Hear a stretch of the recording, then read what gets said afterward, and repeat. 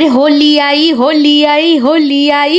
মনে পিরানের সিক্রেট কথা না থাকলে হোলিতে ভাং খেতেই পারো, কিন্তু যদি থাকে তাহলে খেইও না। উতাদি কার সামনে কোন কথা বেরোই যাবানি নিজেরাই ধরতে পারবা না, তখন নেও ঠেলা সামলাও আর এক জ্বালা। ওই জন্য বিভিন্ন রকম ড্রাই ফ্রুট, গোলমরিচ, মৌরি, পোস্ত, এলাচ, দারচিনি সব একসাথে 1 ঘন্টা মতন ধরে ভিজিয়ে রেখে মিহি পেস্ট করে নাও ধাই কিরিকিরি। 500 গ্রাম মতন দুধ ভালো করে জাল দিয়ে চিনিমিনি দিয়ে ফুটে ঠান্ডা করার জন্য জলের উপরে রেখে দাও, তার মধ্যে কেশর দিয়ে দাও, দেখবা একটা হলুদ কালার চলে আসবে। তোমাদের মানুমাসি গোলাপের শুকনো পাপড়ি আর মিছরি ইউজ করতে ভুলে গিয়েছে, তোমরা ওই দুটোও দিয়ে দিবা, তখন আর চিনি দেওয়ার দরকার নেই, দুধটা এমনি ফুটালেও চলবে। এইবার ওই ড্রাই ফ্রুটের মিক্সটা দুধের মধ্যে ভালো করে মিশিয়ে ছাঁকনি দিয়ে এরকম করে ছেঁকে নাও, দেখো কি সুন্দর ঘন হয়ে গিয়েছে। এবার আইসক্রিম দিয়ে দাও, শীতকালের জন্য বাড়িতে ফ্রিজ চলছে না, নাইলে বরফও দিতাম, তোমরা বরফ দিয়ে দিবা। ব্যাস এইবার গিলাসের মধ্যে সুন্দর করে ঢেলে নাও, সুন্দর করে ধাইকিরি করে ঢেলে উপর দিয়ে একটু কেশর, পেস্তা, হালকা করে ড্রাই ফ্রুট যা ছিটাবা ছিটাও দিয়ে ঢক্কা